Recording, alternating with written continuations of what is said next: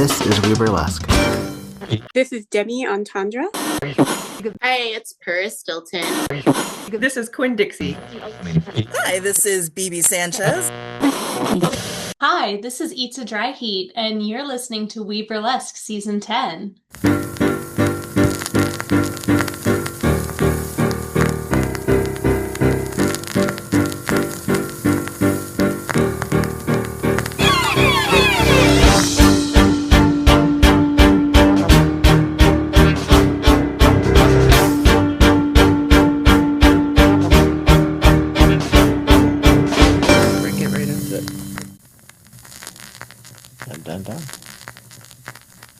This is WEBurlesque Podcast. I'm host Viktor Devonne, and through the miracle of fiber optics, I talk to nightlife individuals in the field of cabaret, burlesque, drag, and today is no exception. I have Delightful on the pod. Hello, Dee. Hello, how are you, Victor? Glad to have you on. So thrilled. We met, gosh, August? It must have been August, at the at OBF. yeah, at the Ohio Burlesque Festival, where Although I've been following you for much longer than that. Yes. oh, please tell me more. You're in Central New York. I am. I'm in Freeville, New York, which is basically Ithaca, New York. Okay, I've been to Ithaca. Yeah. So, home of Whiskey Tango and Home a of number Whiskey of Tango Sideshow. They actually, one of my homework assignments when Bellison was mentoring me was to research the entire burlesque history of the Finger Lakes region. oh, good. And Whiskey Tango was the troupe that brought burlesque back to the Finger Lakes, during the revival. Yeah. Have you always been in that area? Mostly. I wandered Mhm. for my 20s, as many of us do, and then came back in my late 20s, early 30s. Yeah. Why do you think that that area, possibly besides, there being either family or, financial reasons, but why do you feel that that area is right for you? What is it? What is it about the Finger Lakes that is? It was a family thing that initially drew me back. But I love the Finger Lakes. I think I always have to live somewhere that has four seasons that I that Uh, that I can see the seasons change. I uh-huh. also think growing up on water, with all the lakes, I grew up like my window faced a creek. And Uh-huh. so just being somewhere where there's water is really important to me as well. How many Plus, I live lakes in are there? Ithaca, which is so artsy, right? Like it's Yeah, artsy, sure. it's the home of old hippies, and so it creates like a unique little microcosm in what can otherwise be a challenging area. Yeah. Sure. Well, how many lakes are there? There's There are nine or so many 10? lakes, So many. actually. So people say five Finger Lakes, but I think there's actually like 12, like 10, Wow. like all the fingers. But Uh-huh. yeah, Are you a nature person? I am. I like to hike. Huh. I am not. I've learned this about myself. I mean, I will go out and I will, I'll enjoy the out of doors on occasion. But I have learned that it is not something that it calls to me. Like it's not something Mm. like let's go camping or let's go up. I'm not like let's climb a mountain because it's there kind of guy. I don't know. Yeah, so the Adirondacks are like 4 hours from me, and there's 26 high peaks there. I've climbed five of them because they're there. Mm-hmm. But that was, it's a smidge younger. My knees had a little bit more cartilage in them then. I haven't Oh, done anything like that in a while. Yeah. ugh. Were you a theatrical young person? An absolute theater nerd. Probably saved my high school life, Mm, honestly. Right? mm-hmm. Just it gave me a weirdness outlet. Yeah.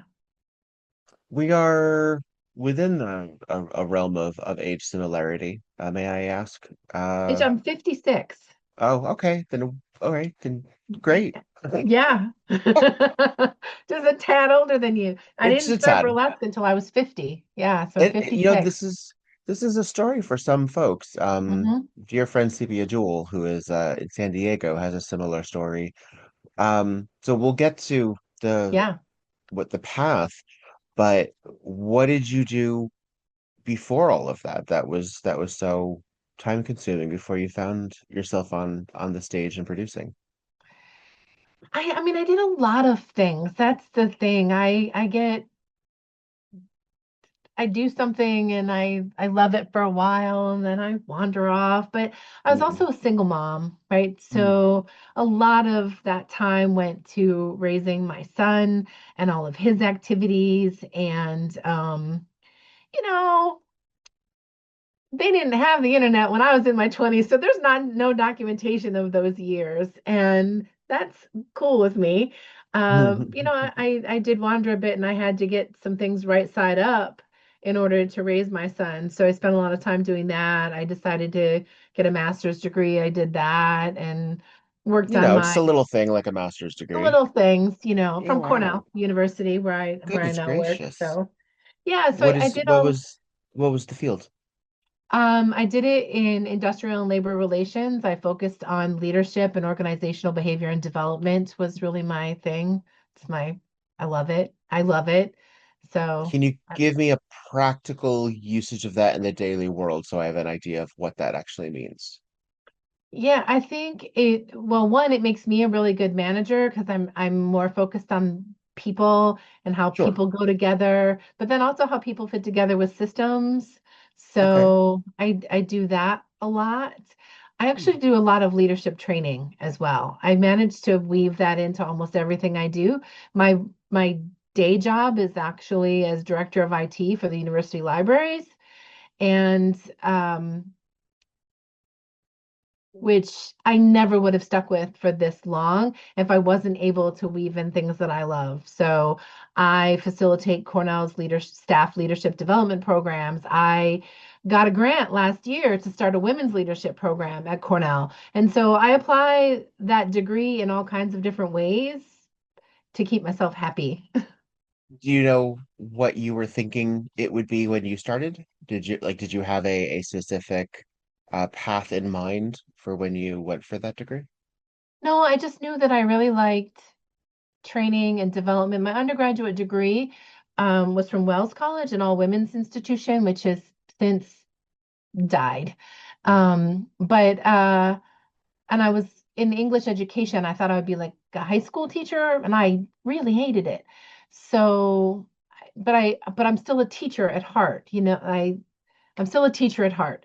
And so I was trying to figure out how to do that, but I'm really interested in leadership and self-development and professional development. And so I thought somehow I'd weave that in because I work at Cornell and I worked at Cornell at the time. Our business school is really famous. And so everyone kept pushing me to do an MBA.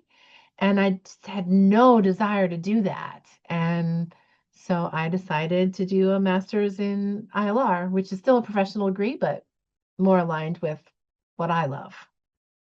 Well, it Yeah. has to do with people, right? So it has to do not Yeah. only with organization of files or systems or concepts, but also the people who are behind those. Huge people. And Yeah.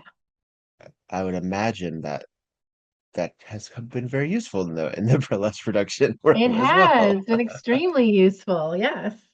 Do you Yes. I love think that that. you are fairly insightful person when it comes to figuring out what prevents or what an individual might need to work on to be the best that they can at leadership or at a specific task? I think I'm very good at that, Mm, actually. I really believe when you're working with people that if you're a leader, and I think everyone's a leader, so there's that too. But like if you have a leadership title or you're responsible for developing people, that's where your focus goes. mm, I don't think my job is to create mini me's all over the place. Like I think I'm enough. But what I want is for people to be the best that they can be, or whatever it is they want to be. mm.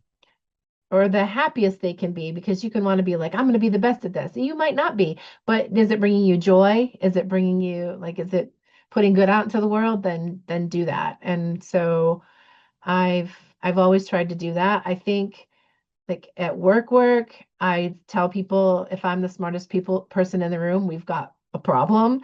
That there should always be people smarter than me there, and that the reason why I'm such a good, like people consider me like really effective or really this, and I keep saying it's not me. It's that I'm really good at hiring and developing people. Mm. And so I hire really good people and I develop them and then they make me look good, which Well, you is why brought I'm a really good burlesque producer too. which we'll get to, I promise. No, it's But you open up an interesting philosophical question that is everyone truly a leader? And is that actually so possible I and think effective? I think I think that you can lead from wherever you are. You don't need a title to do that. Hmm. Sometimes being a really good leader means being a really good follower. So there are Hmm. times in my life where the best leadership that I can do is to follow others, Hmm. and the same is true in reverse. Sometimes you do have to put yourself out there and step out there, and you can lead by example, you can lead by behaviors, you can lead. There's just so many ways. Hmm. I suppose also what that would imply is that you would be leading others as not only by example, but as a follower, as you say. Yeah, And of course, we mean that in all the best ways possible, I but do. as a vessel to receive an understanding, and especially since we've talked about this off the pod about our individual passions for intersectionality as well as amplification and marginalization and finding, I don't know, it's obviously such a scary, fucked up time in the world. We At the time of this recording, we're dealing with the civil unrest in Minnesota, obviously, Yes. um, which is getting all the press, but is not the only place where things are happening. We obviously have a great deal of complications with our political and governmental figures in all kinds of ways. So how do you motivate both yourself and presumably others that all of this is just not for naught? Like, how do you stay engaged and optimistic, frankly, that there is a path to lead into from all of this mishigas? I think that is such a good question, Victor. I It's an think easy all one of too. Answer it in yeah, 4 or 5 seconds if you can. Yeah. breezy. I got that. No, I think I think it's really important that we all remember that we're all going to have bad days right now. Um, and to give each other some grace for that, not to Mhm. suddenly be like, oh, Delightful is an absolute bitch. No, Delightful was having a bad day, Mhm. and we're all going to have them, and to try to honor that, but to also honor our own bad days. I know for myself, um, like even just last week, uh, I was like, I just woke up sad. I Mhm. woke up sad. And, when my partner got up, I was like, I have the sads today. I have them. I can't shake them. And this is who we are today. I think trying to pretend you're something else is really detrimental to your own mental health. And so I have the sads. I really do believe that joy is a form of resistance. I do. And I think if we can create joy that gives the drag queen Peppermint at New York Comic Con last year was leading a panel, and I was at the panel and I just loved it. But someone asked her that very question. And, like, why are you out here shaking your ass in the apocalypse? And I'm like, this is such a great question. And she said, because it brings me joy and it brings other people joy. And if you can access joy, you can access hope. Mm. And if you can access hope, then you can find it within you to do something, whatever that something is for you, whether you're out there leading a protest or a petition, or, I donate monthly to the ACLU, right? Like fight them in court, like whatever that is. Or you're on the internet and you're sharing information, like making people aware of what's going on. Something to shake those sads up so that you can wake up and do something. Mhm. That's what keeps me going. That's, Mhm. yeah. it is interesting because uh I've said this before that a lot of burlesque performers and a lot of theatrically minded individuals and a lot of artists are, different shades of atypical in the crayon box. Mm, So a lot of us are coming from alternative perspectives already about self-identification or about how we react to things or how we see things or how we are seen.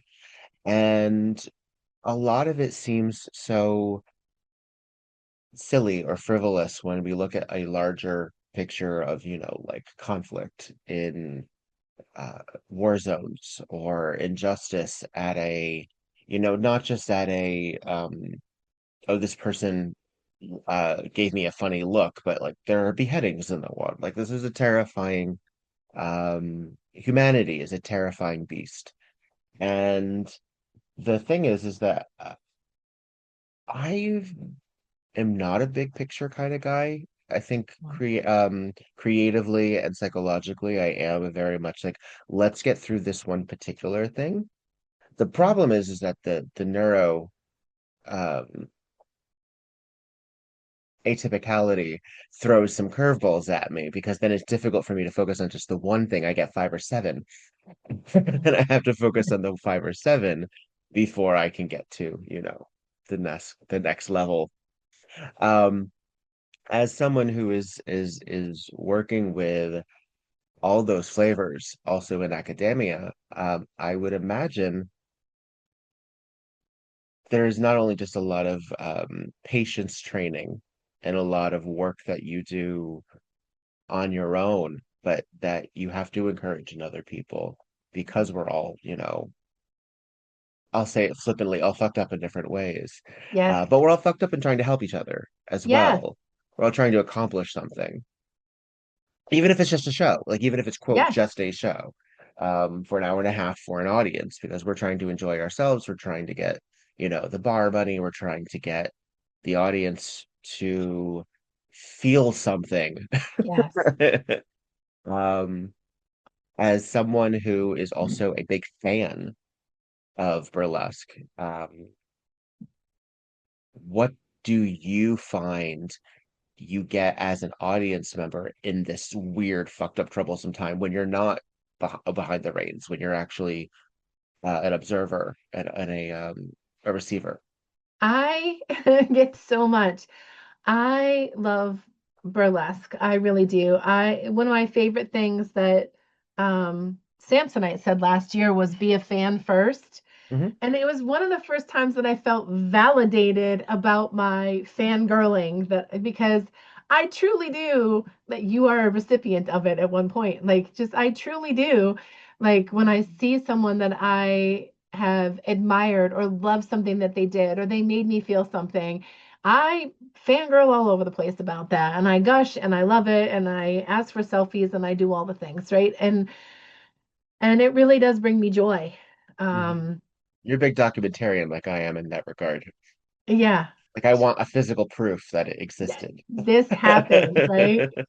Like picture it didn't happen. Like that is like something. Yeah. And I just I love it. But there are also like moments from there are moments from burlesque experiences that I've had that like live rent free in my head that will pop up when I'm like, oh, this is bleh, and like seeing Gigi Holiday at Beehoff last year. I Gloves. gloves, Just gloves. Yeah. just For four gloves, minutes. 4 minutes of gloves, and I was riveted. And to Oh this, yeah. and almost, I mean, 9 months later, I'm still like, I knew immediately you bet though. That's the thing I too, is know, that I've right? seen Because a dozen Gigi wow, Holiday acts and I knew immediately. Yeah. Yeah. yeah, it just was wow, or um, I had met, Jezebel Thunder and Tito Benito. Um, I did Practice in Las Vegas, and Jezebel Thunder was my icon feedback giver, Mm. and Lovey Goldmine was my legend feedback. I have it framed in my Burley bathroom, their feedback to me. And then I saw Jezebel at a festival and went to one of her classes, but I also like literally ran into her and Tito getting off an elevator as I was in, and I did and can I take a photo? And then when I saw them at Beehoff, I didn't see them. I was walking to get coffee, and I heard behind me D, and I turned around and I looked, and it was Jezebel calling my name from down, and I in my head I'm like, this is not my life. Like she doesn't actually know who I am and is not actually calling me out. And like I get so much from that. And I Mm. also try to remember that, well, I am not as famous as Jezebel Thunder. There are still people who think I'm pretty cool. And so when I'm producing, when I'm performing, I'm always trying to give people those kind of moments too, so that they can have them. Because I know what impacts me and I try to share it with others. Well, there's been a lot of discussion about competitions, and there always has been, Yes, there always will be. I mean, I can't imagine, honestly, how burlesque would function if we ourselves did not give ourselves the awards, because there is agreed. no, I mean, there's no outside source. And I mean to the point where we see, like, we even have like humanitarian awards, and the people who get Hmm. humanitarian awards, besides activists, are very often critters or Hmm. writers, or they're known in another field. Burlesque Yes, performers, this is it. We're yes, not we're not included in that. We're not in talk shows. We don't hit the circuit. We're not Dancing with the Stars isn't calling. no. Um, and what is your view as someone who I understand also believes in, the expression giving one's flowers or Mhm. acknowledgement? How complicated it is, the idea of competition to you, particularly as it intersects with, both your activism and your interest in creating facilitating leaders in this Yeah. industry. Do you think it's 100% useful? I think that, like so many things in life, your burlesque journey is what you want it to be. And if you want to be a festival person, be a festival person. If you want to be a competition person, be a competition person. And if you want to be I want to perform and just perform and I don't want to be that. Like just I don't think I mean, the great thing about burlesque is we say burlesque is for everybody, but it really is for everybody and however you want to do it, as long as you're not hurting people, right? Like I'm, everybody gives consent and everybody's happy you're not hurting people. Do what you want to do. I did my first competition last year, and it was more for to experience it, to see what it would feel like inside me to do this thing. And I actually learned a lot about myself, like getting ready for and participating in that competition. Um, and then at BurlyCon this past year, I also participated in peer review, which Mm, is, I think, scarier than competition, to be honest. And I learned a lot about myself from that experience. And so I think, I really think whatever drives you to be mm. the best that you want to be, then do that. Uh, yeah, Yeah, yeah. Well, peer review, it's funny you should say that, because obviously if we are giving our own crowns to each other, then typically peer review is just that on a micro level. But it does seem a little bit more personal, doesn't it? And it usually comes with feedback, which competition may or may not. yes, Sometimes the competition is a pass fail, yes, or a pass, a win, yeah, or a yeah. pass win, Hmm. um, where intrinsically we know we were all pretty good, but gotta give to somebody, but we didn't get, like the score sheets or something like that. Hmm. A peer review takes it takes an individual who's willing to receive, and not Yeah, necessarily someone who just wants the good points. But also, you yeah. can't beat yourself up either. You have to, like, actually want to You have go to go somewhere into it with it. knowing like I want this act to be better, Hmm. and And these people I I trust. will And I help trust these facilitate people, that. and I'm at a stopping point in my ability, right? Like whatever, I don't know what, and the interesting thing about the one at BurlyCon is that your feedback from the three, icons is public. So everyone who's at BurlyCon hears Right, your because they feedback. say it Yeah. out loud They to say everybody, right? it. Yeah. And you sit in a chair just like, yeah. Um, And in but theory, again, I less learned so pithy than something like Project Runway or Drag Race or Next Top no, Model. it's In theory, is incredible. supposed to be more It's so direct. good. Yeah. It's so good. Like the feedback is it's so thoughtful Mm. and it's so thoughtful and Mm. helpful. Yeah. And vomit inducing. Yeah. It's like it's all of those things. Yeah. Did you walk away saying, okay, I know what I want to do next with this act? I did. Absolutely. Yes. I saw, so I was not at this past BurlyCon. I was at the Hmm. BurlyCon before then, and Obscura Fox, who's out of Seattle, the Yep. PNW area. I actually don't know precisely where they are located. Did appear the peer review Hmm. and did a very rough version of what I just saw this past Saturday at Burlesque. And it was so satisfying to be one of the very few people, frankly, in that room to know How it had that 2 years evolved. ago, yeah, and I saw it, like, to see the building blocks and the bones, Yeah. and while I wasn't on the panel, and I don't even know if I don't remember what my feedback was, because the audience is encouraged to write Yes. on index cards as well, and you can take or leave a lot of those as well. If you just get a note that says maybe it should be a Catherine Delish note, robe, maybe that's not the feedback really that you Right. need. Um, but something like could use more eye contact. Didn't Yep. know if this movement was reflective of this. I mean, it's hard to do that in like 5 seconds too, because Yep. Could make it it's a quick. bigger. That's right. Yeah, Could make that yeah. move bigger. And sometimes depending on the X, so my X personally, generally speaking, if you say, well, you didn't point your toe, that's okay. Then I didn't point my toe. I don't know what to tell Yeah. you. Um, my acts aren't about my pointed toes. I don't. And that sort of feels sometimes really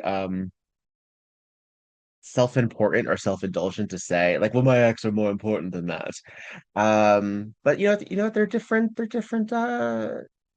pieces, they're different mediums. Hmm. And a lot of burlesque, if we're not just doing it for ourselves, if we're not just doing it for each other in the same industry, we're doing it for an audience where maybe that's not what they're focusing on either. I think but if it helps your storytelling or helps your movement, then by all means, point that toe. Um, Consider the footwear because that will improve your believability on stage. It also improve your authenticity. If you wear 8-inch heels because you think you're supposed to wear 8-inch heels, but the audience can see on your face, oh God, I'm wearing 8-inch heels the entire time. Yes. Then what are we doing? I agree. And I think I love something that you just said about feedback is that that's what it is. It's feedback. And then Mm, you get to validate it for yourself. If you're like, no, that's a conscious choice and I'm keeping it, keep it. hmm And if not, I have a horrible habit of once I get to know my song really well, of accidentally lip syncing. So either stop it or hmm make it really hmm intentional and lip sync the whole thing. Right. But like those kinds of feedback of like, I don't even notice I'm doing it anymore. I just, yeah. Yeah. Well, because you're marking it in your head. Yes, So for real. it became part of the choreography to For remind yourself. real. I Yes. used to call it back in the day. So I've been doing some form of burlesque for 20 years. And my co-director and I used to say, oh, she reads her lines off the ceiling. Yeah. And basically what that just meant is like while they're stripping, they're looking up, Mm, thinking in their head, okay, what's the next part? Let me listen yes. really closely. And sometimes that's because they're not in the moment, they're not fully engaged, but now it's burned. Now that's how the disc is burned. That's how Yeah. they think that goes. And I'm like, oh, No, no, no. Come on. Look back at us. Look back at us. You Yes. can look past us. I look Yeah. past audience members all the time because sometimes there's a fourth wall. Hmm. And burlesque with a fourth wall is really interesting at times because it's both a protective thing as well as it sometimes can get in the way of actually engaging with an audience. Like you have to like when you think of like a Shakespearean soliloquy, I know we talk about breaking the fourth wall in that guard because they address the audience, but are they actually addressing the audience? Or are they actually just facing the audience and saying these things in spite of them or Hmm. regardless of them? And I think that that's quite true even in other fields of soliloquy, which or monologue or Hmm. burlesque solo. Are we really doing it to an audience or do they just happen to be there? And it depends on the act. I think it Do really you, depends on the act. Yeah. Hey, this is Viktor Devonne. I know it's difficult to strategize how to spend money and where that money should be going, and I thank the folks who have found some way to support financially this podcast. Massive love to the people on patreon.com/WeBurlesque. Thank you very much to Courtney Jones, Dottie Rebel, Charlotte Strudel, Paris Stilton, Luna Delay, Goosey Gander, Roxy Reverie, Faye Havoc, Tiffany Lane, Madam E, iRed, Shimmy LaRue, Curly Bright, Oliver Swisky, Sebastian Crane, Alex Collode, Bo Bridges, and Stormageddon. Love you very, very, very, very much. If you would like to support the podcast, you can go to patreon.com/WeBurlesque, and I promise you those dollar bills go to servers, to advertising, to actual real costs, including WordPress, GoDaddy, and people who need my money. So thank you very, very much for help supporting the podcast, and thank you for amplifying the voices of those upon it. Love you very much.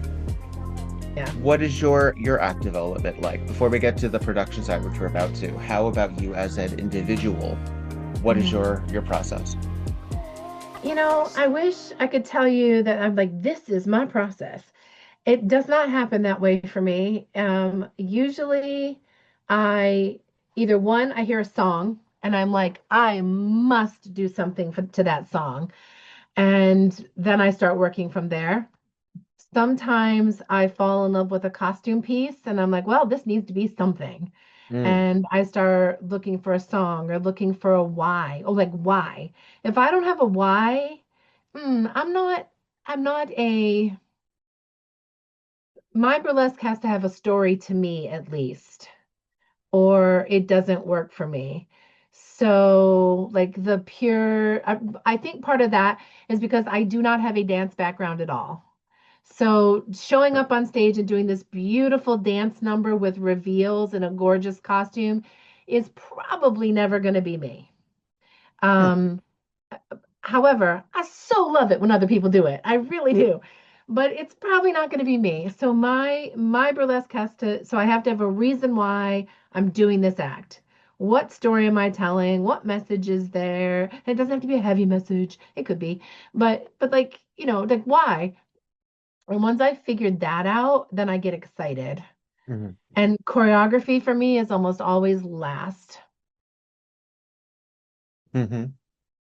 And Well, that can yeah, be informed by the wardrobe too, because could then you be. have to start taking things off in a Yep. strategic way. Yes. Yeah. Yeah, so that's my process. Something inspires me and then I must make it happen. I must put it on the stage and whatever that is, and then I start working around it. So, like I'm working on an act right now which it's an upgrade to like a books act. I love to read. I love to read. But right now, because gestures at the world, I'm reading a lot of like fairy smut books, right? Just so much escapism. Okay. Uh, and so I'm like, I must now upgrade my books act to reflect this. Like weave in some spoken word from the audio books of some of these like memorable moments that every smut girly knows, and So like now my costume needs an upgrade because now it has to be way cooler than the one that it was before. And so now I'm working on that. And that's what happens. Like something happens, I'm like, well, now this thing that I did before. Also, it's been about 6 years for me. So it's feeling to me like a lot of the acts I did at the very beginning are either retiring or they need upgrades because of who I am as a performer now. Mm-hmm. Mm-hmm. And Mm-hmm. so I'm kind of in that place where everything needs a little bit more just Mm-hmm. because of I'm a little bit more now. So Yeah, well, you in potential, you're moving along on a I don't know, on a ladder of success. I mean, aren't we yeah, all just sort of are where our opportunities are growing, our audiences are changing, and you never half-ass it, but the no, more you learn about yourself, your standards change too. And you're like, you know agreed. what, these gloves are fine, but I think I deserve better gloves. But I deserve better gloves. Yeah. And, I'm becoming really known for breaking the fourth wall, like you mentioned. It's like Mhm. almost all of my acts break the fourth wall in some way. Um, and I love that about me.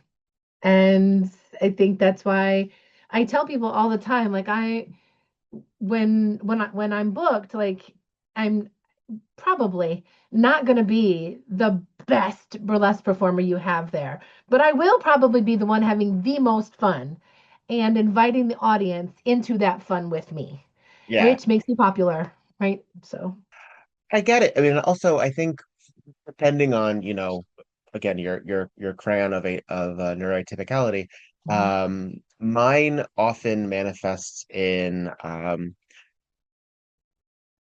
wouldn't say necessarily self-doubt, but at least some sense of self-downplaying. Like it's Mhm. interesting to have both a Napoleon complex and yet think you're shit. It's an interesting blend. It's an interesting blend. And to think that you know what, I think not, and I don't think I'm shit, nor do I think I have a Napoleon complex per se. I'm being hyperbolic, obviously, but I think that my my struggle is my self-worth when it comes sometimes, and I'm better at it nowadays. But when I first, when I hit that middle ground, not when I first started, but when I hit that middle ground, is my colleagues and being as good as them, being perceived as good as them, Yeah. because I think they're just a bit of terrific a lot of the time. Uh, you and I had talked about this off the pod when we roomed together Yes. in Ohio, about being friends with our colleagues and also being enamored and fascinated and just dazzled by people Yes. that we get to call our friends and folks that we book or folks that we Yes. get to hang out with. Like it's like y'all are really good. I want to be as good as that, or I want to be my version of as good as that. And very often, for self-reflection purposes, I think we have to be like, oh, we're in the same show.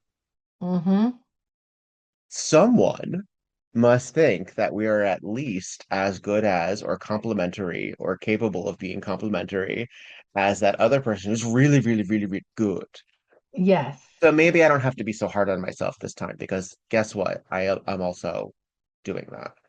Um, and I guess depending on what you want out of that kind of relationship with your colleagues, or how much you feel that a show is made up of the moving parts of a show, because we're all individualists, we're all soloists that are all coming together. Yep. Hopefully we're all nice backstage, or we're all cooperating, but we're all coming from all very different perspectives and different areas, and we don't have the same script. We're not reading off the same lines. We're Mm-hmm. not scene partners, but we're cohabitating for this Yes. brief amount of time.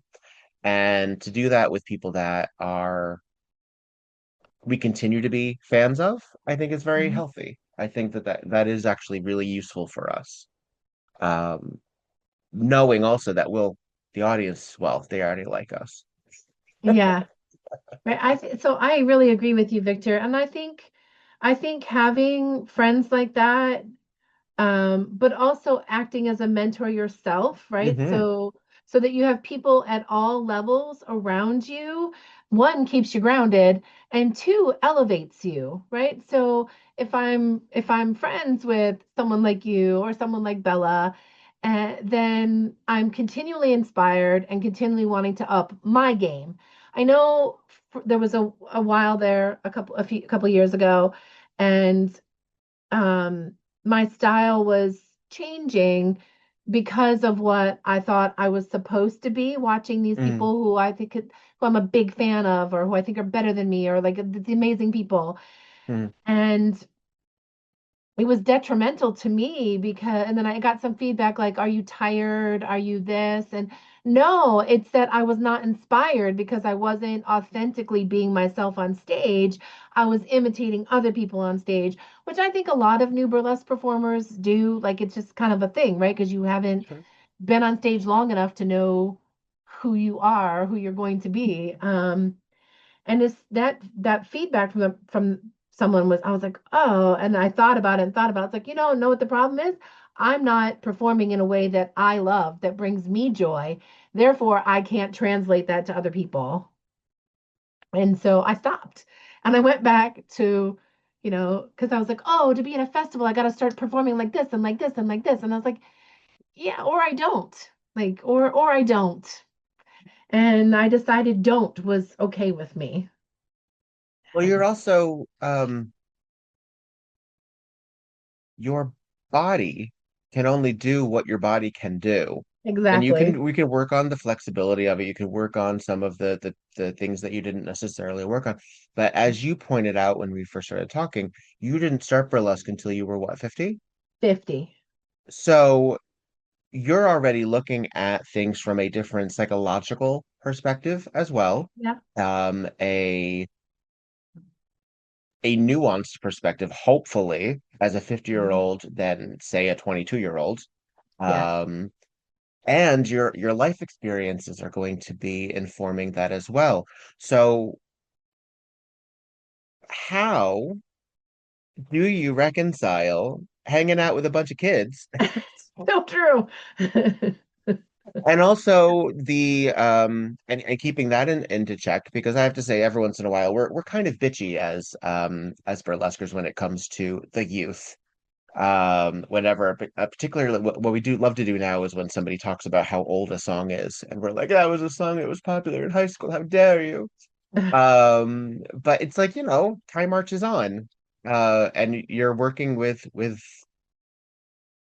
folks who are younger than you, and then also what they're capable of doing either with their flexibility or their body type or what have you. um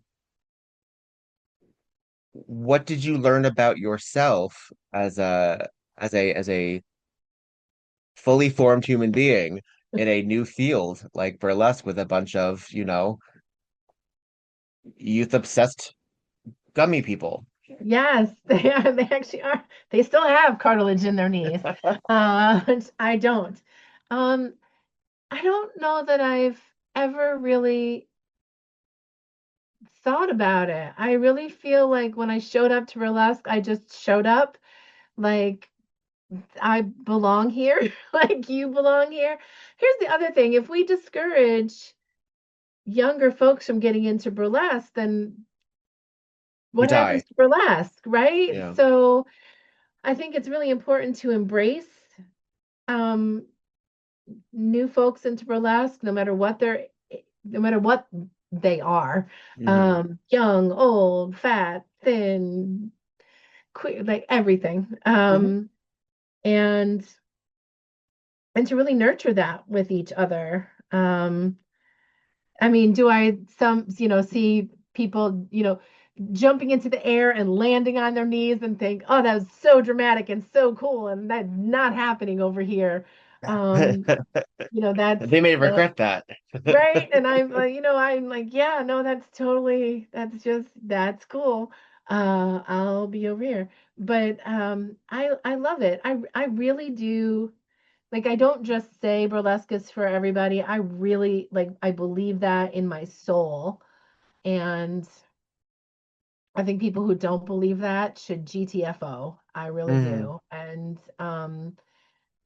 And so I guess some of those things I didn't really think about, but also like just let's be clear, I married someone who's 15 years younger than me anyway. mm-hmm. Um, when I was like I don't know, 49, I think I was Okay. 49 when we got married. And so I already had like it's just I don't know, That's I a think I fully live formed human young, being too. right? I think I just It's live not like you were young. you were robbing the cradle or anything like No, that. we were much older, definitely way Different, older, yeah, but different pivotal life experiences, yeah, I certainly. just, Yeah. my mom had early onset Alzheimer's, and she got it when she was 62, Mm, and it can be genetic, unlike, older onset Alzheimer's, and it just fundamentally shifted how I lived my life. It really mm, did. Like, I got rid of I call it Marie Kondoing my life. I just like, hmm does this bring me joy? It's out of here. Does this person bring me joy? They're gone. I just like, um, which is how I ended up divorced, and then thinking I was never gonna get You Marie remarried. Kondoed that. I did. No, I really did. And I like all of these things, and I just thought life is truly short. I mean, like people say life is short, like it's the thing. Life is short. Life can be truly short. Yeah. Um, and I didn't want to die or get Alzheimer's with regrets. So I made a list of like, I called it the last 40 days of my 40s. And so it was like for the last 40 days, I'd be in my 40s before I turned 50, of 40 things that I'd always wanted to do that I had never done. And I just started crossing things off the list. I had never Mm. danced on a bar. I danced on a bar. I wanted my nose pierced. I pierced my nose. Like I did like all these things that I didn't think I'd do. And one of them was taking a belly dance class, like doing and actually performing in public. And where I was taking classes, offered like an 8 week or 6 week like burlesque class. And I had loved burlesque. I've been to whiskey tango shows many times. Um, and I was like, well, I'll take that. That'll be fun. And like it felt like a safe space community for me. And at the first class, which was taught by a whiskey tango person, Danielle St. Velvet, Okay. um, Yes, yeah, yes. she was like, okay, so your graduation is this group number will open the Whiskey Tango show at the Haunt in January. Um, and I was like, the fuck it will. Like, I went home and I told my husband, I was like, pretty sure I'm not going back next week. Like, but I kept going back and I kept going back um and it got time to perform, and I showed up for the performance, and I like love at first sight. I don't know if it happens for humans, but it sure did for me in burlesque. Like I just when I was done, my husband looked at me and he was like, he's like, I know that you love your belly dance friends. I know you love them. He's like, but I've never seen you light up the way I saw you light up on that stage tonight. And like, if any part of you wants to keep doing this, like maybe think about it. And I was like, yeah, absolutely, I'm going to do this. And I signed up to Hmm be a bourbon babe for Whiskey Tango, and that was January of 2020. And so 2 months later, um, Yeah. but I kept learning online. I kept doing, I started, I think it was actually beneficial because then I spent like a whole chunk of time learning my burlesque history and taking classes and reading books and watching old movies and like doing all this stuff. hmm So when I was ready to get back on stage, I had at least created some like at least depth of I knew what burlesque was. Yeah. Right. Well, because you said as a theater kid, as a theater person, as somebody Yeah. who's really interested, you were a fan first. Was Yes. that time in January 2020 really the first time you had gotten on stage as a in a theatrical fashion?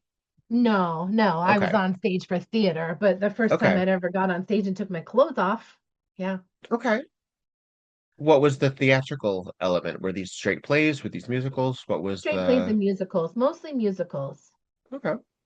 Was that something that you did in like community theater in high school? What was Both community okay? theater and high school. Yeah. What drew you to that in general? Was that something that was influenced by your parentals? Did you just how did you learn about theater? No. I just I That was a very weighted no. no, no. Um, my family often says they don't know where I came from. They just um, Left in a but basket. I know, right? Mhm. Because my family doesn't read, my family doesn't theater, my family, um, my family doesn't liberal, like all those things. Yeah. So, but I mean, I started getting into theater in middle school. Um, and I don't even remember why. And I just loved it, like loved it, loved the outlet, loved, and mostly I loved the humans that did it with me and Mm. the community that's created, uh, like so much. I loved it. And Did you experience Broadway as a New oh Yorker? yeah, yes. I mean, luckily for me, because I grew up here in central New York, and people are like, "Oh, you live in New York." I'm like, "No, I need you to think cows, not Yeah, tall buildings." And so, but I had this really cool Spanish teacher, cows, not and tall buildings. right, cows, not tall buildings. Um, but a very cool Spanish teacher in high school, and she and the French teacher would get together and do like a weekend in New York City, and it would Mm, be language based, but then also like group discount, we'd see a Broadway show. It was my first Broadway show was a chorus line. okay. And What year was and this? oh my God, it had to be so I graduated in 1987. So somewhere between 84 and 87. Okay. Yeah. 84, 85. Yeah, somewhere between 84 and It's a 87. very meta musical to first experience. It is. Yeah. But yeah, that was my first musical, like Broadway musical. Mm, And the shows that my high school would pick to do would be like Oklahoma, sure. Guys and Dolls, Yeah. like, and so Which are subversive in their own ways. they truly are. Um, I mean, Kiss Me Kate is just one big sex joke. it really is. Every year I'd be like, let's do Pippin. They would like, go away, Deborah. Like, um, but to this day, the song from Guys and Dolls, like Adelaide sings, Hmm. where and a person could develop a cough. Like when you have Hmm. toxic people around you, you could get physically ill. And so I sing that to myself still to this day when I'm like, oh, I got toxic people and I'm gonna get a cough. Like it just but yeah, so that was like my first time getting to go to New York City and see the city and go to museums and Hmm. realize like immediately that I had a deep love for art museums and art. And I fell in love with Broadway. And once I got old enough, I would take myself whenever I could. And then whenever I'd go, like a lot of training used to be in New York City when I first started working as well. And so anytime there was like a New York City training, like every day I out of training directly to TKTS to see what show I could see tonight for whatever dollars. And Yeah. I remember my mother being like, "What are you gonna do alone in New York City?" And I'm like, "What am I not gonna do?" Like, yeah. Yeah. I do miss my proximity to Broadway as now I am Hmm. a Southern Californian. But I have to say it was always something that was a financial drain. Oh, God, what was the last show I saw? It may have been it may have been Spring Awakening in the original run. Before they brought it back for the ASL version. God, that's forever ago. Yeah, I I have just to say, went down. r- I just my proximity to theater still exists here in Southern Mhm, mhm. California. We still have LA and everything, but everything's so fucking expensive. It's Yeah. really hard. It's really hard to be like, all right, let's like what was I looking at? I was looking at Phantom tickets because Phantom was Oh. coming, and I've actually never seen Phantom. Oh, Not live, not live. Um, seen it three I times. enjoy I enjoy the show. I enjoy the show. Mhm. But I was like, oh, it's coming here. Let's see. I'm like, oh my God, I can't like $500 for like mezzanine. Exactly. It's like utterly bonkers. Utterly bonkers. Utterly bonkers. Yeah, we just went down and saw John Leguizamo's The Other Americans play. Hmm. It's off Broadway. It was so good. So good. But I want to see Six really bad. Mm. I've heard good things. Yeah. I don't know anything. I know I mean I know the Yeah. vague premise of the show, but I don't know any of the music or any of the plot, frankly, Yeah. other than just the fact that they're all the wives, right? They are all the wives. Yes. We'll see. Hi, I'm Jen Ponton, And I'm Lillian Bustle, and we're the hosts of All the Fucks. a podcast about vulnerability. But it's more than just that. It's nostalgia. It's unrequited crushes. It's the mortifying moments that make you want to crawl back inside your own belly button. Ooh, and somehow it's sometimes about pelicans. A pelican allegory, if you will. Oh, I will. So if your heart has ever felt like a skinned knee, Oh, you'll fit right in as one of our fuck buddies. All the Fucks. A storytelling podcast wherever you listen. Tonight on Murder, She Wrote. Hooray! Hey. Yeah. It's kind of Piper Laurie and Brenda Vaccaro at A Love Child. Thank goodness. I want to know These her. nails. Yeah, where's her series? That's what She's I want. fabulous. The son is Joaquin Phoenix. I know, isn't that nuts? And he is an ugly little kid. I'm sorry. We're just like, hey, remember when this guy was in this obscure Broadway show in 1976? Right? Look at him in those tight pants. Yum. Well, because there's not But a we lot do really get- going on. It's Yeah. supposed I mean, unless you're listening to the dialogue, which frankly, audience at home, you can do without us. We're just Yeah, do learning your own about work, some of these damn it. backstory. But Right. Boswell put her up to it. Yeah. And then Trish had to be killed because she realized that Boswell didn't have her interests at heart because Teddy was the inheritor. Yeah. Playing her like a fiddle. Oswell knew it, and Trish just gulped it down like one of those martinis. And then tossed it onto the lawn. And then lost her head. Poor Trish. Trish loses her head. This is Viktor Devonne. And this is Petra Fried And this is Tonight. on Murder, She Wrote.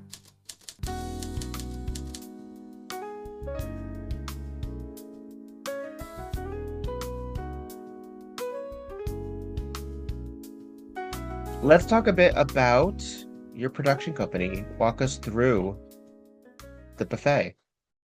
Oh my goodness, Burlesque Buffet.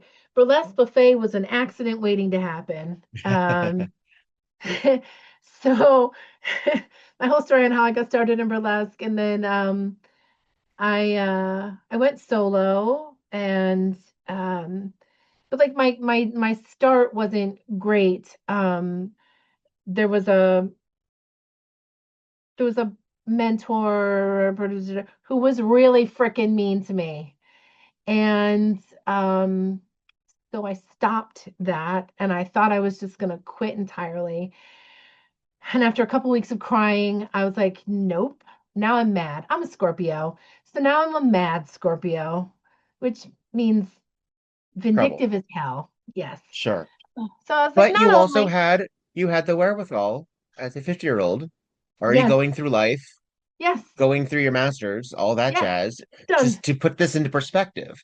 Yes. Can you imagine the ingenue No, 22-year-old who's like devastated for I would and never and want goes that for through years of anyone. that. Yeah. I was devastated as a 50-year-old. So no, I would never want that for anyone, to be perfectly honest with you. And Sure. I actually take mentoring and educating others really seriously, like with such love in my heart.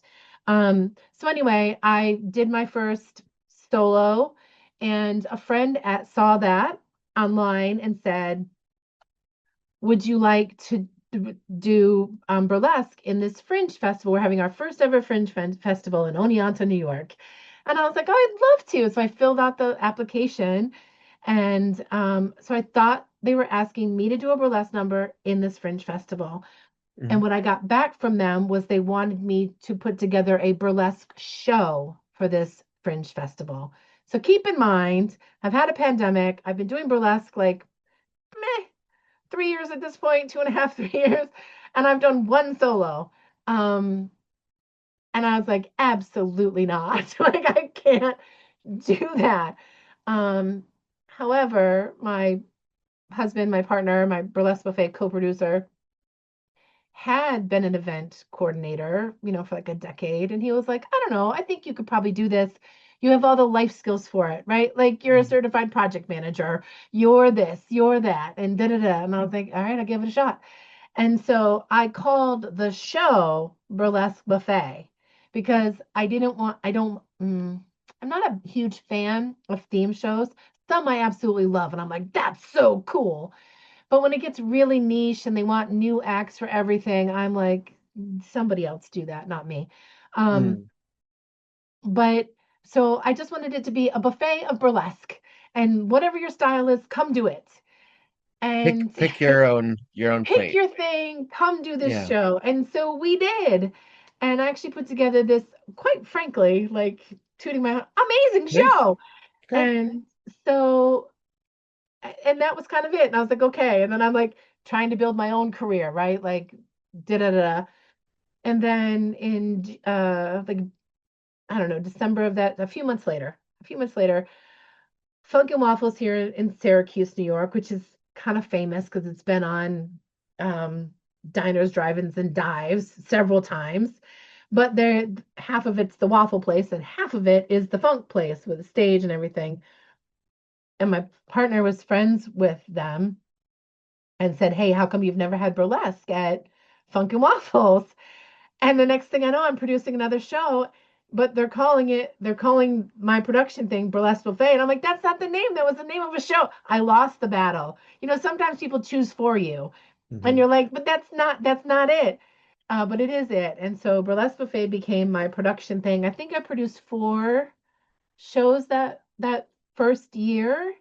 And then produced What like was the name 8. supposed to be? What did you think it was going to be? I never even thought about it because Well, then it doesn't matter. Gonna be a producer.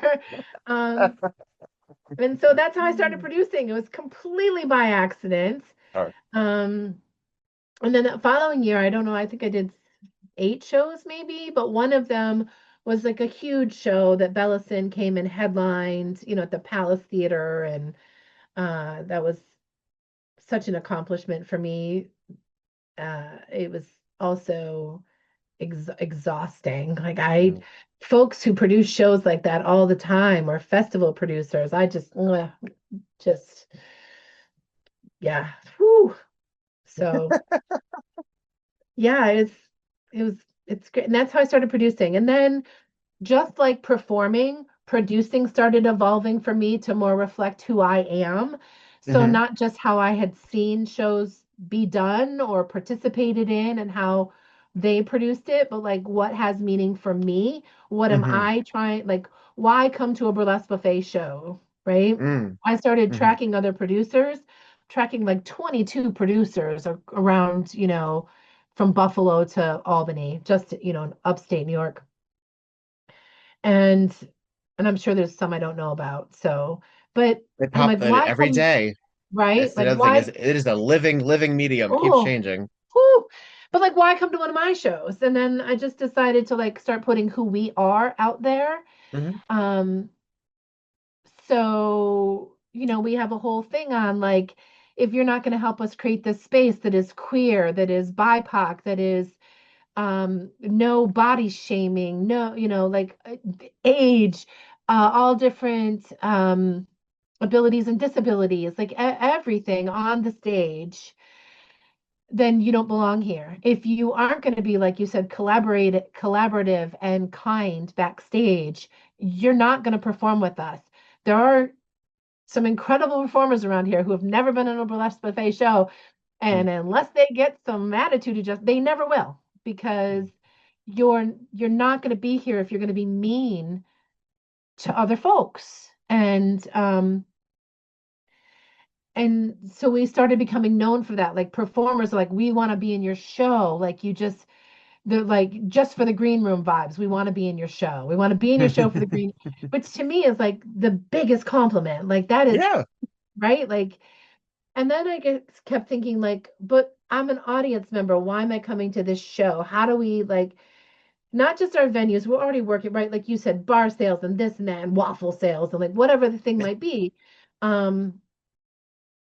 So now why do the audience members come to the show, and making sure that our audience reflects who's on the stage, so being really clear about what we stand for. And I started doing a land acknowledgement. My partner is Indigenous, right? And so I Okay. felt it was really important that we started doing a land acknowledgement. But I ran that by some Native American performers in my area to see how they felt about it. And they were like, that's a really nice land acknowledgement, but what's your call to action? I was like, what are you talking about? And they was like, well, if there's no call to action, then it's just performative and we'd rather you didn't do it. I was like, oh, Mhm. my heart. And so we decided that our raffle dollars, that half of them would go to Indigenous organizations in our area as a call to action from our shows. Mhm. And that was the first thing. Then we started putting together a community resources table for our audience. Everything on the table is free. And it could be immigration red cards, it could be safer sex supplies, it could be period pantry, it could be, mental health sticker, like whatever, all these things. We keep Narcan for free at our shows, Hmm. and fentanyl test strips and xylazine test strip, like all these things. Um, and we keep just especially we kept getting more and more radical with it after the last election. In what ways can Sure. we put good out into the world? And so that's what we do. Yeah. That was a really long answer to your question. But No, I would say please. my Yeah. producing evolved just like my performing. So my producing reflects who I am and what I believe, just like my performing does. Well, it also it's such a production is such a complicated task Oh, because it has to be fulfilling in a lot of different ways, not the least of which is to say, look at all these cool people that are on my stage. Because it is also dealing with a lot of personalities, a lot of the administration, a lot of the emails. I don't know if I mean, you sound like a highly organized person. Do you just live in Excel and Google Forms? Like, I do. I do live in Excel and Google Forms. So I didn't live in Excel until so Bellison was my mentor last year for about 6 months, and they told me that I needed a show template Excel, and I was like, I really don't need that. I only did like 4 shows, and they're like, make your damn template. And so mm, I did, and if there's anything that I like, holy, so glad I listened. So that's my other advice to my, well, not some advice to folks, like get yourself a good mentor sometimes. mm. What are some of the qualities that you would recommend that are what are the opposite of red flags? Not white flags, that's surrender. Green Green flags, flags. There we go. green flags and what? In mentorship that you In say, oh, you know mentorship. what? This is somebody that I should align with. What do you think are somebody that a newcomer or someone who's, been burned before Yeah. and says, you know what, I'm not living in the cycle of, you know, uh this isn't that this isn't MGM in the 50s. I don't need to Yes. be told that I'm not this or not that. What do you look for, or would you recommend somebody find in a I, mentor? well, first you have to It's not a know what yes man you, only.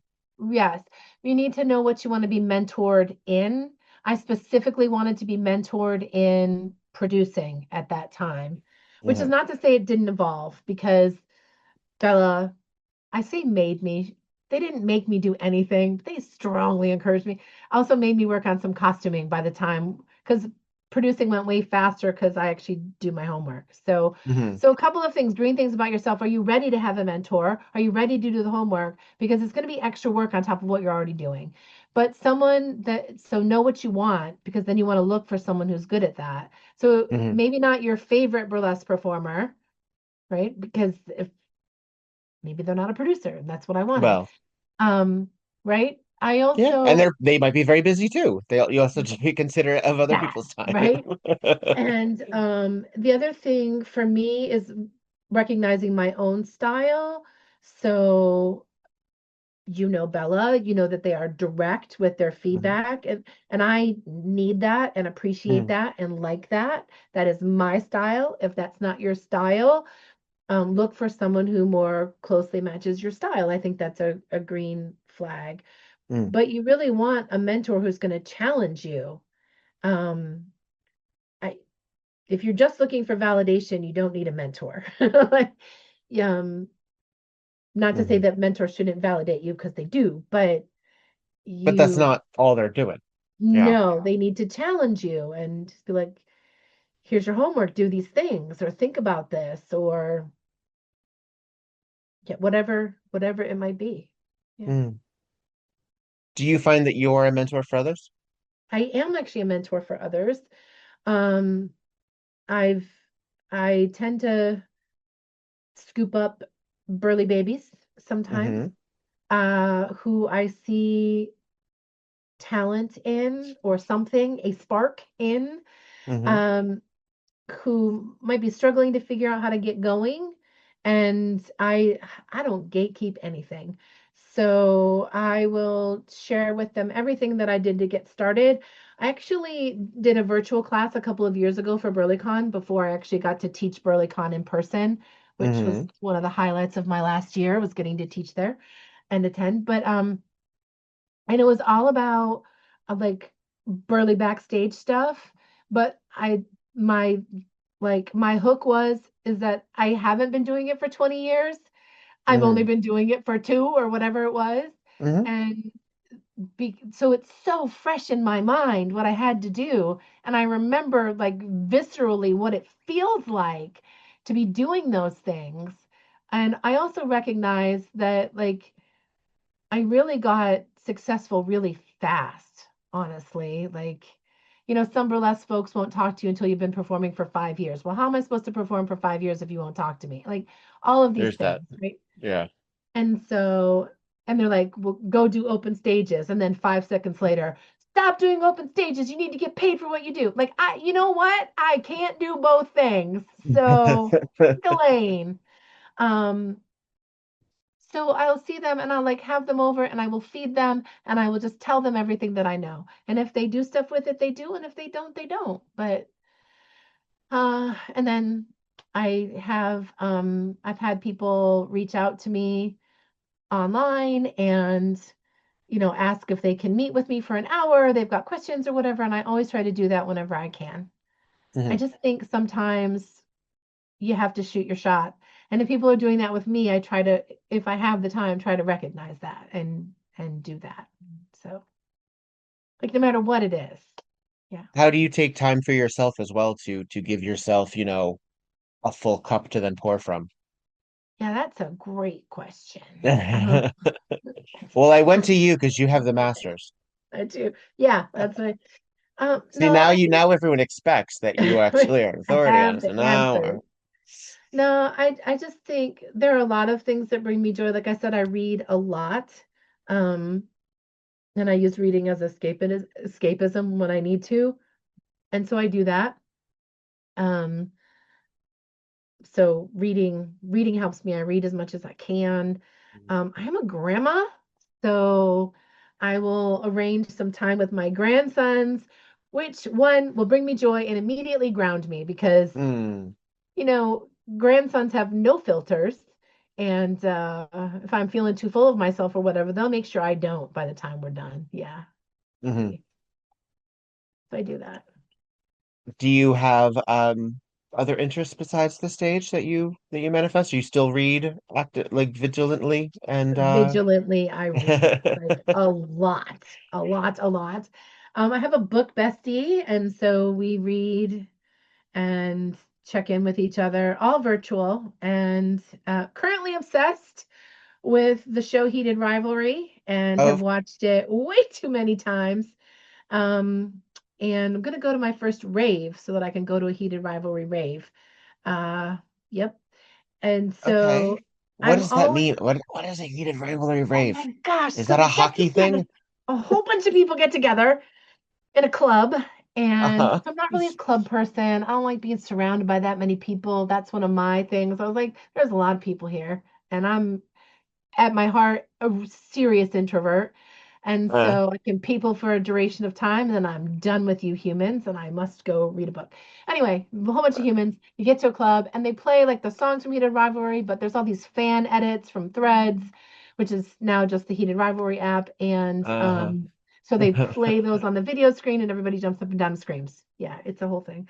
But I'm always, honestly, always looking for something I haven't done before, a new experience, something that's gonna just keep me stimulated in like a healthy Hmm. way. I'm a foodie, so I'll be like, I heard that there's a 3 pound taco in New Jersey. Get in the car, I'm like, just We're going. We're we're going now. going. We gotta see this 3 pound taco. Yeah. So but like things like that spark my interest that the I love to travel. Um, Oh, excuse me. Oh, jeez, as I sneeze. Um, what does 2026 look like for you? Burlesque 2026. Anything, whatever. Yeah, so 2026, That's the thing also is that they all inform each other, don't they? they do, yeah. So I'm actually reclaiming a bit of my time in 2026. I overdid 2025 in a big Mm, way. So I'm actually pulling back from the number of shows that I do right now. Um, Still performing, still producing, focusing a lot on our um like corporate sponsored shows as opposed to the constant need to be marketing and hoping people show up. I just need a little break from that. mhm. Super excited that we just got certified as an age-friendly business here in Tompkins County where I live. And that one of the organizations for older adults here in town has hired us to do a burlesque show just for a bunch of senior citizens. Could not Mm, be more tickled about doing that. And Atlantic City, New Jersey has hired us to do a couple of shows this year that I'm really excited about as well. Personally, I'll be at OBF this year. Very excited mhm. about that. And um, I am getting to do this podcast, which has been a dream for a while. So 2026 Oh, is already doing great. And I actually got asked to, this isn't out there. So this is like a WeBurlesque podcast exclusive. exclusive. I Hmm. was asked to be Danny Diesel. Um, I believe you met her at OBF. She was the headliner, Danielle Colby, Hmm. Danny Diesel. She asked me to be in a show with her and Honeybee Rose in Buffalo in June. And I Fantastic. am so when you were saying like think about like I'm in the same show as these people. I'm on the Hmm. bill with these people. That's immediately what I came to my head. Is like there's no way I'm on that playbill with those people, but I am. So those are some really I'm going to apply to go to teach at BurlyCon again because that really fed my soul this past year. It Hmm. really did. Those are things I'm looking forward to, but also in reclaiming my time. I haven't been able to wander off to look for 3 pound, tacos in New Jersey a lot. Last year I was really busy, like almost every single weekend, and um, Sorry, my cat just knocked over a bunch of shit. I love that. I'm gonna leave that in just so everyone knows exactly what I'm dealing with here. Oh my God. Love that. Yeah, Ah, so some more grandson time, some more like bopping about time, some more Broadway shows, and yeah, that's really what I want to do more of this year. Excellent. Well, I see it for you. I look forward to at least um the likelihood that we will trot a board or two together. Um Share more backstage time. You are a lovely roommate. I thank you As are for being you. so. Yeah. Um Seriously, if anyone needs a good roommate, I 10 out of 10 recommend Victor. Super easy with the food stuff, not messy, just wonderful. Very chatty though. So And which is a plus, also in the plus column. good, good, good. Tells the best story. Yeah. Yeah. Good times. Well, I look forward to seeing what the rest of the year shapes up as as of the time of that we're recording this, we're minutes away from February, so We are. we're already 1/12 through this year. Which could be you know, sometimes going through years quickly is a good thing. Mm-hmm. Let's keep moving. Let's keep our forward momentum. Um, but I hope that you continue to thrive, however that manifests, and that you keep knocking them dead over there in the central New York and beyond. I don't find myself there a lot, but I'll go. I'll go. I'll Okay. go right now. I'll go right now. No, do not come now. It's like 23, feels like 4 today. You don't Oh want to come no, here. no, Yeah. no, I decline. Can you tell the folks who are listening the ways that they can keep in touch with all of your goings on? Sure. If you go to delightfulburlesque.com, you'll have links to all my socials and everything that I'm doing. If that doesn't float your boat, go to burlesquebuffet.com and find out what we're doing there. Spectacular. And that's delightful with two L's. Yes, because I'm full-sized. That full. Excellent, excellent. Delightful. Yes. Well, thank you so much. It's been I have a great love and respect for those who provide stages to others. So thank you for doing the work. I know that sometimes it may feel um undervalued, underappreciated, or sometimes unforgiving. But it is a necessary situation as we continue in this hellscape, you know. Yes. If the world's gonna burn, we might as well do it on stage, you know. We might as well keep going. So let's keep dancing, as they Let's keep say. dancing. All right, darling, be well. Mwah. Thank you for being a part of this, and Thank you for see you having around. me. Okay. Bye, everyone. Thank you for listening. That's it. Yay. Hooray. I think my camera is frozen at the moment, but I think everything Okay. is recording. Am I still moving on your side of You're still things? moving on mine. You Oh, look great. cool. There I And you're am. cute as a bug today. Yeah. Oh, yeah, this is the offstage moment. All right, cool. Then I will tag you in the things.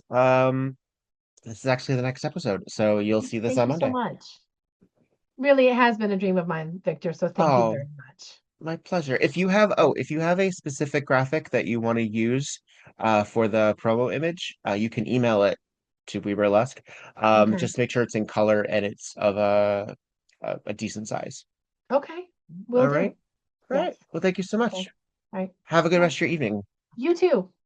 And give my my hello and affection to your partner. I will. Thank you.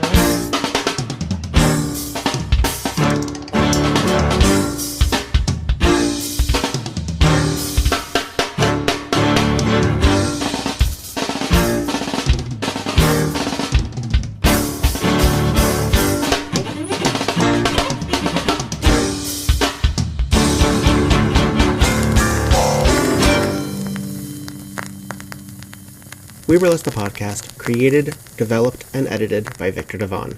Podcast artwork by Logan Laveau. WeBurlesque the podcast cover art photography by Atticus Stevenson. Theme song, On a 45 by This Way to the Egress, used with permission. All incidental music via Pixabay under the expectation of fair use. Please visit WeBurlesquePodcast.com for notes on this and every other episode. Follow WeBurlesque and Viktor Devonne on just about every platform, and support the podcast via patreon.com/WeBurlesque. Don't got the cash? Please follow, subscribe, and give 5 stars on every platform you can get your hands on. It really does help. All original material is owned by Viktor Devonne and White Elephant Burlesque Corporation. All other materials property of their respective copyright. No infringement, while likely, is intended. This episode and all episodes thereafter are in memory of Lucky Charming. Miss you, friend.